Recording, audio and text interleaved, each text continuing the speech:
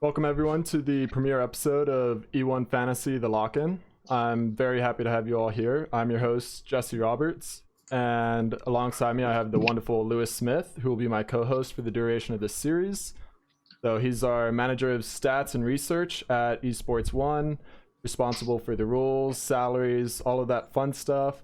And then each week we're going to be bringing you a special guest, and this week we are fortunate enough to have our very own Tim Sevenhuysen, who is the head of esports data science at Esports 1. So how are you doing, Tim? How was your lineup going last week? Yeah, I'm doing pretty well. I think my lineup treated me fairly well last week. I didn't exactly contend to win the week, but I got just over 240 points, I think, which is not bad. A little better than the last couple of weeks had gone, so felt good about that.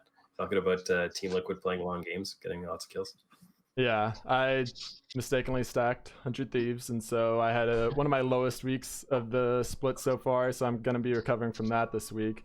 But kind of just jumping right on into it, so someone that did have an amazing week last week was Mr. Code Red, who was our winner of the week with 406 points. I believe that is actually an Esports 1 fantasy high. So I've, in my own, never seen something that high. And so if we look at his team, he FlyQuest stacked and had Solo, Santorin, PoE, Patrick, Ignar, and FlyQuest, and managed to get both of the captain picks right on PoE. So absolutely massive week. I think he won by about 44 points or so. And I'm honestly just quite jealous. So I'm kind of tired of my mediocre 200 weeks.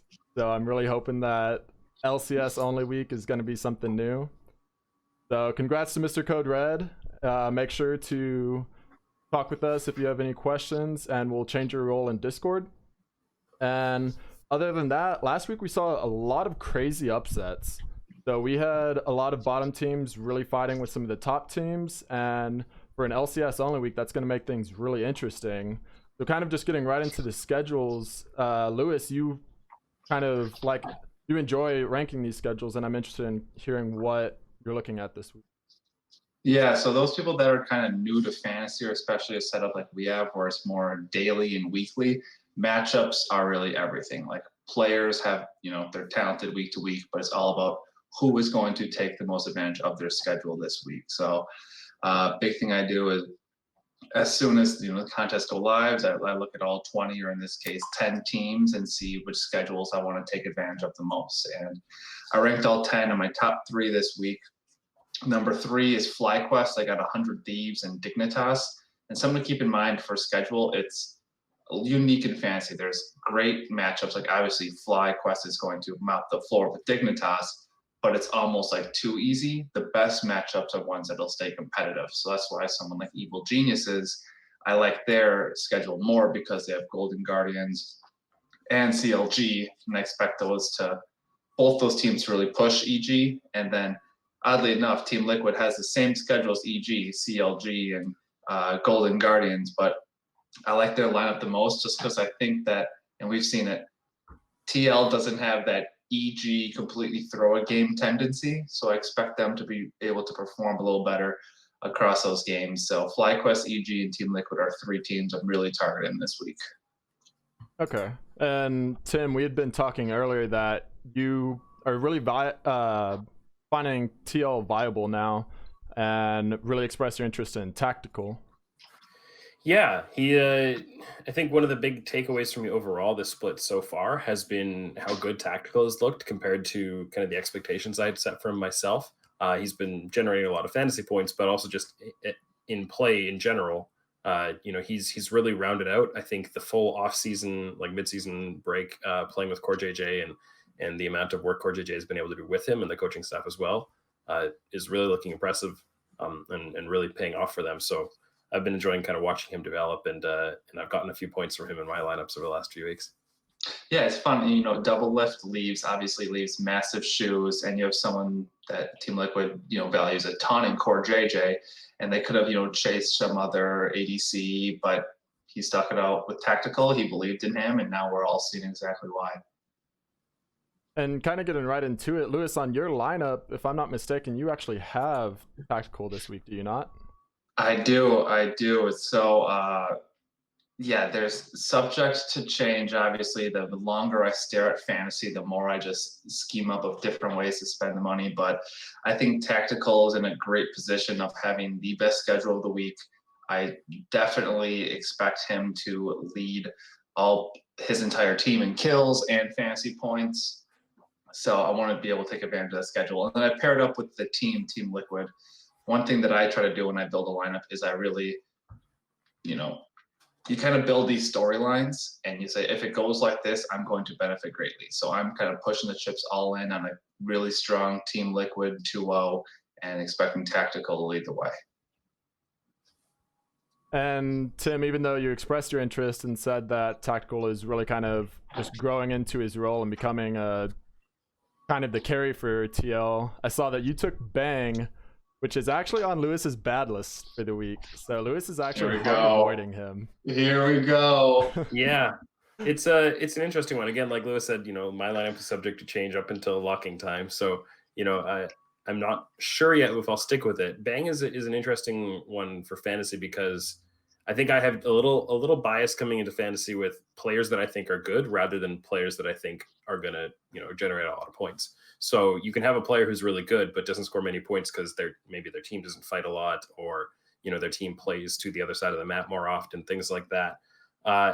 As the season's been going on, I came in with really high expectations for Evil Geniuses overall, and those have been getting undermined a little bit as weeks go on. They haven't looked the way I want them to. I still think, Bang being a little bit of a microcosm of that for the team. I still think he's a super good player, and I think they have plenty of time to round into shape.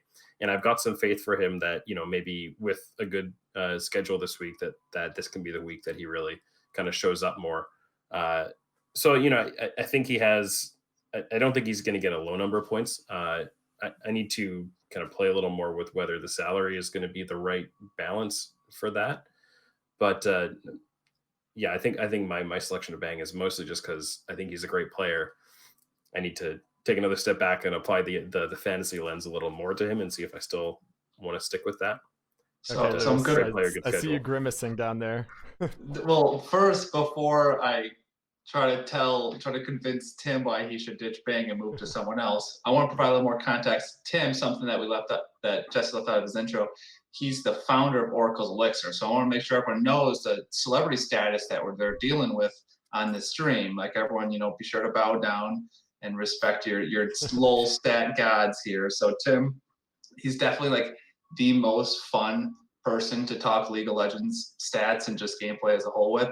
Like we have our, I work with him, talk with him every day, and we have these chats about LOL stats, and Tim's like super, super humble, but then he'll just come in to like end the argument with just like, this very deep dive as to why you should see these stats this way, and just kind of shuts everybody up. So he's definitely coming from more of the League of Legends stats side compared to me. My background in fantasy LOL is really like fantasy football, fantasy baseball, fantasy traditional sports. So I come fantasy first and try to think of everything more from that standpoint. So Tim is obviously going to like a person like Bang, who is no doubt one of the most skilled ADCs in LCS. He, like, mechanically, he's great. They've got really good team context, even though they haven't performed it for a full weekend. They seem to just choose to alternate games. But something to be careful with Bang is of LCS starters in his position, last in kills, last in kill participation, and even fantasy points wise, he's dead last of all the starters that are available this week. So that's the fantasy side of it. Tim's side, yes, he's skilled. He's fourth in damage per minute. He's second in percent of his team damage. So we should be doing a lot better, but the fantasy production just has not come. And for me, in my perspective, I don't want to push all my money in and say, this is the week it's going to click. I'd rather see a glimpse of hope, at least, 2 straight games that are encouraging, rather than basing my lineup around him. Yeah, and I think the other part of why I think I ended up picking him in the current, the way I have my lineup currently set is kind of where I prioritized my budget overall. So I mean I started by putting in Blabber, and he's got a really high hit, and I think Blabber is never a bad choice with how consistent Cloud9 has been, how much they play through him every single game, and how much he actually carries. I put in Jensen because I think TLA has such a great schedule, and he tends to be a good someone that they carry through. And then after that, you don't end up with a lot of salary. So I went really budget on top and support with Alorum and Hakuho, actually thinking that Immortals have a chance to actually have a decent week, but mostly as budget picks. And that left me enough to go for Bang, but not for someone like Tactical. So there might be another bot laner in that salary range that I might swap him out for.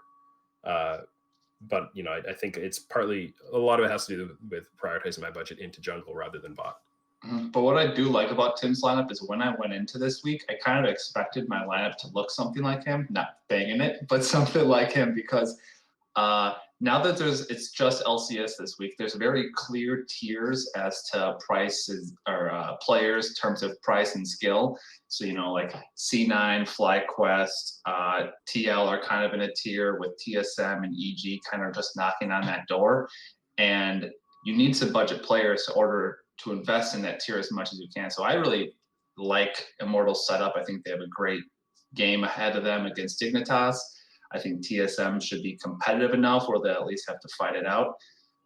So I kind of imagine myself leveraging Immortals as much as I could to afford those studs. I only end up going with Alorum just because I got shocked by how much I fell in love with Dardoch, which is something I definitely didn't expect to say this week. But I think like the thought process on Tim's lineup is spot on. And Tim, you were talking a little bit about like a more value pick at the ADC role. What are your thoughts on Stixxay this week? So I think that if you look at the stats, he's been fairly consistent for CLG, even in their losses. Yeah, Stixxay is kind of like the opposite of Bang for me in the sense of I've had a really high opinion of Bang for a long time, and it would take a lot of bad performances to make me feel bad about Bang in terms of like a skill as a player. And Stixxay's kind of come out the other direction. Like he started off the year so weak. I thought, he ended last year pretty weak. I really expected CLG to replace him mid-season if they didn't replace him before that. And he has been a little better lately. But he has a lot of room to grow into earning my respect back. And CLG have a pretty tough schedule with Team Liquid and Evil Geniuses this week. So, and both of those teams have really solid bot lanes. So I would probably stay away from him just because like CLG as a team are doing better and they're creeping up there. But I don't think, in a weak schedule, I'd consider it. Okay. But not on this one. This doesn't have to turn into a big talk, but just like straight up, these players cost the same. Who do you prefer between Stixxay and Apollo? Oh boy, entirely dependent on schedule. This week, just given the schedules, Apollo. Okay. With the notes that I think Apollo is very much someone that the team doesn't play through. He's kind of the fill in the gaps, like to use a buzzword, a weak side bot laner. Most of the time, and they're much more likely to play through Alorum or even through mid lane. And Stixxay is someone who has been more of the traditional, like give him resources, let him carry kind of a player. So from that perspective, that actually favors Stixxay. But I just think given the teams they're playing against, and with the note that Immortals are playing against TSM, and TSM have a 6-2 record, but I don't think they're nearly as good as that 6-2 record suggests. So, and then you'd say the same thing for Immortals the other way around. Yeah, I don't want to dive too deep into those guys. Actually, a lot of these players. So every Tuesday morning, we put out a couple articles, best value players, pick and avoid. You can find them on our fantasy platform, just the nav bar on the right side under the news drawer. We touch a lot of these players, but those are two like very interesting cases, especially when you play daily. And or week by week, and there's two players that are the exact same price. It makes for like very back and forth. One's not going to help your lineup in other places, so it says who do you prefer between those two. But I'm glad you brought up Alorum. He's the person from Immortals I just couldn't get away from. Top, I like going budget at top just because of how often you can just completely end up on an island. But I liked what I saw from him and Insanity working together. I have some stats on Alorum. He's I think he's top 3 in kill participation at the role. Obviously, I don't have the stats ready now, which is unprepared by me, but he was a person who really set me up to spend money at mid and ADC just like you did. Yeah, definitely. He's got a low price tag, and he's always had a profile of being someone you try to play through most of the time. With his Urgot pocket pick that he took out last week, and a lot of other champions too. He has a really, really deep champion pool, a lot of fun stuff. And he's somebody that you want to, as a team, you want to invest resources into, so that as a budget pick and that profile, definitely really interesting. I think with talking about, like, obviously all of us are very much on the Immortals hype train, or at least starting to get there. So I'm curious, Tim, as far as now that we've seen them go 1-7, what do you think the real potential of this team is? Do you think they're just an 8th place team, or do you think that they can actually pull even a little bit more? Yeah, I'm not sure I would go too far with it. I think that with the lineup that they chose to field going into week 1, that was a clear, power rank them 10th, really low expectations. Don't know how this is going to work out. Frankly, don't understand that decision very much. Swapping that around to the other 5 is better. I don't think it's playoff team better. I think, honestly, if everything worked out in terms of synergy and personalities and all that, I think throwing Soaz along with the other 4 might be playoff caliber, because then that would free up a little more help to carry Insanity through and make him that much more comfortable, since Soaz usually doesn't really need to get help or attention. I mean, he's usually the one giving help. So, but the personalities and the way they fit together, that just might not work for them. But given the players that they have there, I've always really liked Apollo Hakuho as a they're not going to be the star players who go out there and win games for you on their own necessarily, but they're not going to lose you games. They're going to really do their jobs well. I think that's a huge duo lane upgrade over what they had in Altec and Gate. And I think Smithy is just so much more experienced. The Potluck, definitely going to be helpful in the games that kind of get close and get tense and can pull out some clutch stuff. I don't think Smithy is, a superstar jungler either, but he can do a lot. And then with Alorum and Insanity, then being able to have all these 3 players with them who can really help them out and push them forward, that gives them the opportunity to succeed more than if they're just kind of thrown in there and kind of left on their own to sink or swim. So, they definitely have a chance to do more than I expected this team to do. I think they can beat Dignitas. They might be able to take games off CLG and Golden Guardians. They're worth thinking about. Okay. I don't think they're going to jump into 6th or anything like that, though. But they might play some spoiler more. And look at that deep analysis. Just acknowledge that. And something I want to give Tim props for. He is like the last remaining SOAS supporter I know. Everyone wants to tear apart SOAS. I know he tweeted the other day that he thinks he's top tier LEC. That got some flame, but Tim sees a deeper level. He respects him. Me, for Immortals, I think people are very, very excited just because they could have gone 2-0 and beat Team Liquid, so people want to throw them in that realm. I think they're playoffs just because playoffs is 8 teams now, and I think they're better than Golden Guardians and Dignitas, and I want to say 100 Thieves too. And right now I feel that way, but cooler heads, will prevail. It's still a long season, halfway through. You got to imagine, as soon as that starting 5 was promoted from Academy, there was no way they were going to lose to GG. They were definitely going to be. They're playing inspired, and now as things will calm down, we'll be able to see their real, ability. Yeah, and I think from a fantasy perspective, if you look at the stats as far as the first roster that we saw in the first 4 games versus this new roster, their average game time has increased by about 8 minutes. Their KD has increased tremendously. They went from 18 kills in the first 4 games to 40 kills in the next 4 games. And that's with the stomp by C9. So it definitely looks like they're starting to kind of get their feet under them and might be valuable, worth picking up, as you see on Tim's lineup for some of the value picks of the week. So aside from that, kind of just wrapping a little bit back into support. So we had been talking about Hakuo, but aside from that, Tim, do you have any other tips or advice for people on drafting support? Do you spend big for Vulcan, or do you kind of just look for the value picks like Hakuo?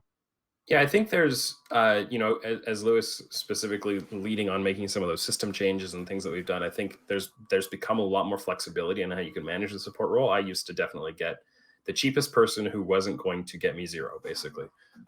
And I've opened that up a little bit. I had pretty good success with Core JJ last week, and he cost a little bit on the higher end of the support scale. I still don't think I'd go out there and drop like 250,000 of my salary on a support most times, unless I saw some like really, really big bargains in other roles that I wanted to go after and freed up that space. So, I'd usually rather spend high on the carry roles and spend kind of medium on support. But, it's something that I've really developed a lot more flexibility about. And I don't think there's a hard and fast rule at support, and there sometimes kind of used to be. Yeah, it's a complicated role. I think it ultimately gets a really bad rep, and people are so hesitant to spend up on it because they can't score as much. But then you look at every winning lineup having Ignar, who has been top 3 in 3 weeks, and I guarantee you he's going to be top 3 again this week, and just have such a rock. Like the whole positional scarcity is something that's very, very true and real. But you have to imagine with scoring and supports being so scarce and volatile, the people who you can guarantee to be at the top are going to be that much more valuable. So I think this week off is really going to encourage people to go back to Kaiser next week, but even this week, look at, Vulcan and Ignore the big 2 for me. Core JJ is just a tier below them just because of the fighting tendencies of the top 2. I mean, Vulcan's got like a 26 KDA. It's just ridiculous. But I think people need to throw a little more respect to those supports. And kind of speaking of that, just insane KDA by Vulcan. Firstly, I see him as my mid-split MVP, and not necessarily from a fantasy aspect, but just overall. But in terms of fantasy, kind of who do you guys value as in the LCS as being your go-to fantasy picks for this entire split so far?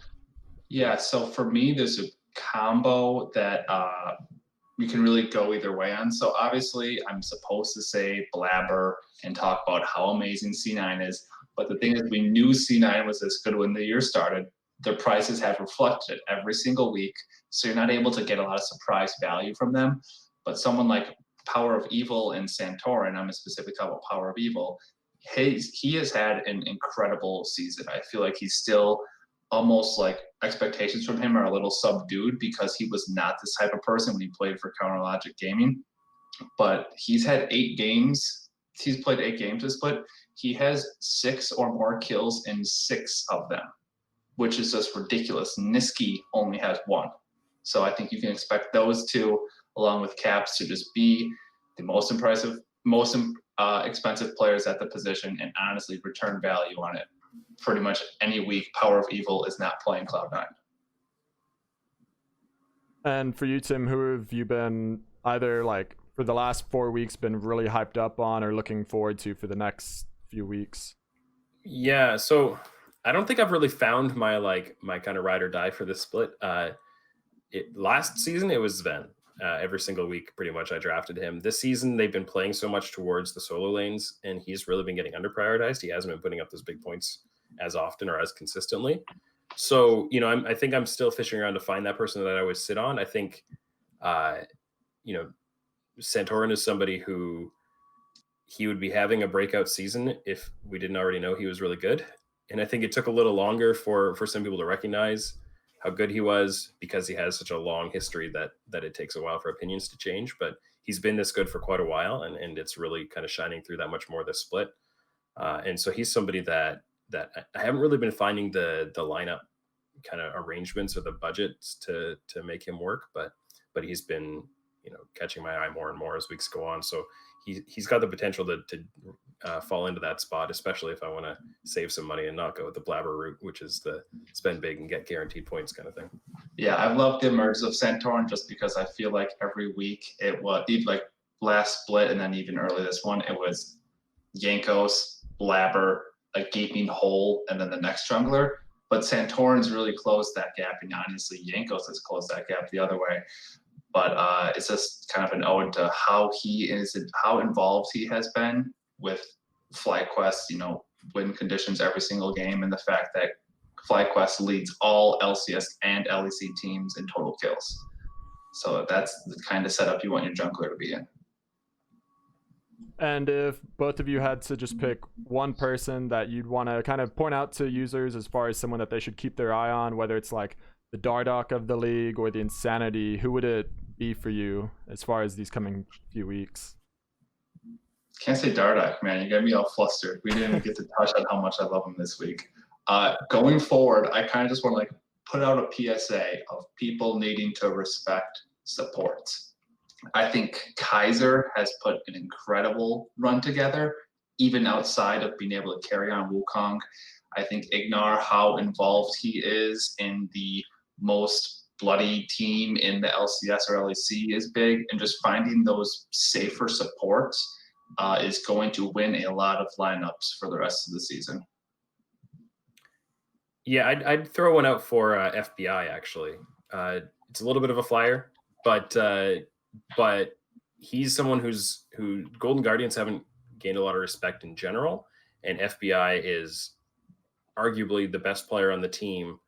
No, I guess there's Closer is a pretty clear runway. I don't have as high opinion of Closer as some people, but FBI is really good. Let's just say that. And he, you know, he's usually going to be a budget pick, and you can do some creative things if you go budget in the bot lane. So he's somebody worth keeping an eye on. Not in a week where they play against Team Liquid and Evil Geniuses, but in other weeks maybe. I think he can really do some interesting things. And then anyone on Mad Lions, I think, is somebody that is worth talking about. You know, they play a fun style, so even if you just pick them and makes it that much more fun to watch them, I think that's worth thinking about as well. Totally agree. Just quick note on FBI, his value is still kind of being subdued by being the victim of the whole Keith, who he experimented back in spring, who he's definitely held his own. FBI, from like an individual statistic perspective, looks like a top tier ADC in spring, and we will see that start to emerge in summer. Okay. And Johnny, just kind of to circle back to something that you brought up a few seconds ago, was your point about supports and just people starting to value them. I was wondering if you wanted to speak a little bit to kind of everything you've done to get people to stop doing the no support teams and things like that. Well, I'm not going to take it as a personal insult that you just called me Johnny. Normally I'd be extremely offended, but I'm giving you a break since you're on camera. But, Johnny is a very handsome man, okay? Honestly, I feel like Johnny's just like a tanner version of me. We got like the same hair, same beard. Obviously, I'm way more talented and better than him at League of Legends, but he's tanner than me.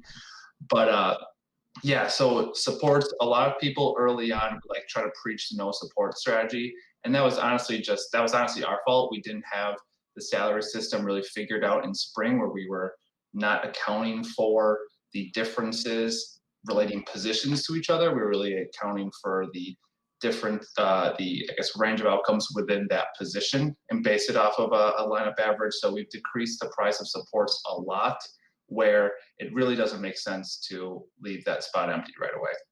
You might be able to get the 4 best players and the best team and have a good lineup, an above average lineup, but you're never going to see a team even place in money or be towards the board when they're leaving a spot completely empty. So my whole like PSA is, and this is kind of blunt, but like it's very lazy to leave support empty. You can look at your other positions and open up 20, maybe 30K each position and be able to afford even 100K support. And talking about that, there's a lot of other product updates that you and Tim and the rest of the team have kind of been working on as far as just making this a much cleaner experience for the users and more fun. And would you want to kind of explain a little bit what is going on with the starter insurance that we have now? Yeah, so we might as well call this a Wild Turtle rule. A couple weeks ago, FlyQuest announced that Wild Turtle was getting benched after lineups ended. A ton of people had Wild Turtle, and it's a really bad feeling when you just automatically lose a week because your top scoring position just gets a 0. It's never even given a chance to play. So we're trying to put an end to that. So if you have if a player that we mark as a starter gets just does not play in either game, we're going to give you a percentage of the substitute that filled in for them. Where we talk about this a lot more in detail in our patch notes website. If you're on our website, just that same news drawer on the right side that has all of our fancy advice content, you'll also be able to see the patch notes. But we just wanted to do a better job of giving people the expectation of who they can expect to be playing. So we mark subs that become starters, we mark starters that become bench, which we could also just call that the Schalke button, switching it out every week. But just trying to give an overall, I guess, better experience to people, whether brand new or experienced. And as we get closer to kind of the end of the episode, at this point, for any of the users listening or watching, we're going to start taking questions from the Discord that we pulled earlier this week, or if you decide to add us on Twitter, as you can see, all of our handles are on the Twitch stream, or you can find it in the show description. And our first question of this week is from Tony from Discord, and it's Tim or Lewis, either of you can answer this. Is there a significant difference in average points between the LEC and LCS players? Tim, you want to talk to the play style? Yeah, I mean, and definitely Europe fights a little more often. I haven't checked the numbers really recently on how much more often they fight, but I think we saw very clearly throughout some spring split, that LEC teams did fight more, which produces more points. If you have a big fight and you get 2 assists and a death, that's maybe not good for your KDA, but that's really good for your points. And so we have seen more points from LEC. I haven't been tracking it specifically this season to be able to give the number of how much, but definitely LEC is worth keeping an eye on for that reason. Yeah, LEC gets a boost overall. I'd say what we've really seen emerge in summer is the top tier teams are pretty similar. Cloud9 and FlyQuest can get as many kills as a Mad Lions or a G2, but it's the mid tier teams that you'll see someone like Dignitas. Not so much CLG, but Golden Guardians really play slow around objectives compared to LEC, where they kind of always want to fight themselves out of a hole. And that's where you get that, difference in play style that Tim just talked about.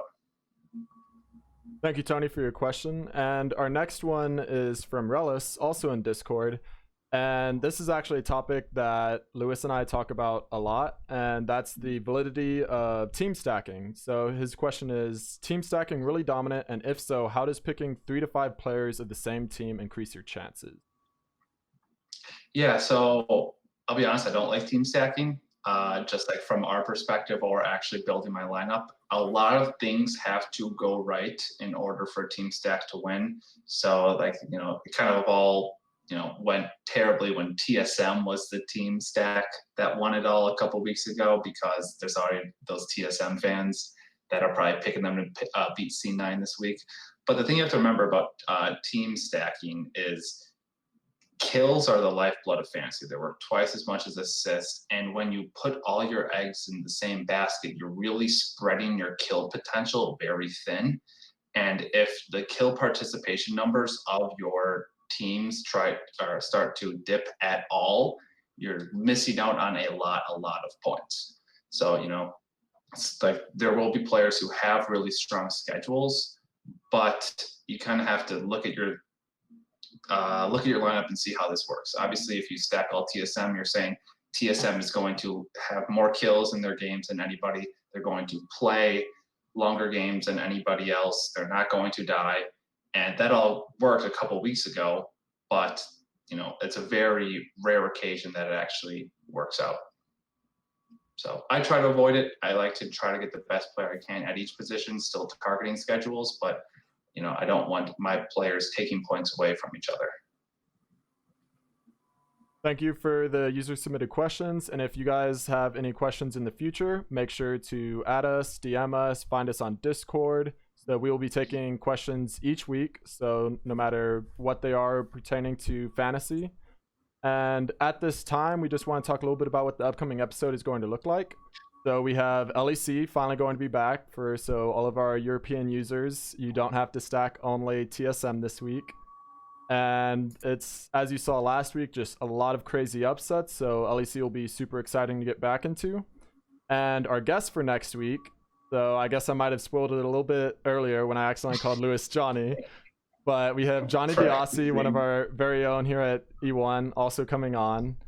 And for Tim, thank you so much for joining us. It's always an absolute pleasure to hear your stats. And I've never been one for that deep analysis. And it's kind of nice to hear it framed from a much easier way to understand. So thank you for joining us. Do you have anything? Man, it's fun to be here. Yeah. Do you have anything you want to plug for the users? There's a lot of information you can get on the Esports One website, and a little bit of different information you can get on oracleselixir.com. So use both resources, get as much as you can out of it. Try to beat me in your lineups or beat Lewis, but I think there's a lot of good information out there to make some good decisions, and hopefully we can see a lot of discussion about it and have a lot of fun. Thank you. And also shout out to Tim for having the best backdrop possible. Meanwhile, I'm literally just draping a Pokemon blanket over a bookcase. So Tim, that's a big win this week for him. Thank you, Tim. And to all the users, lastly, if you're looking for more content like Tim mentioned, then go onto our website. You can read all of Lewis's articles and Tim's deep dive articles. So absolutely awesome content. Thank you for tuning in to the very first episode of E1 Fantasy, The Lock-In.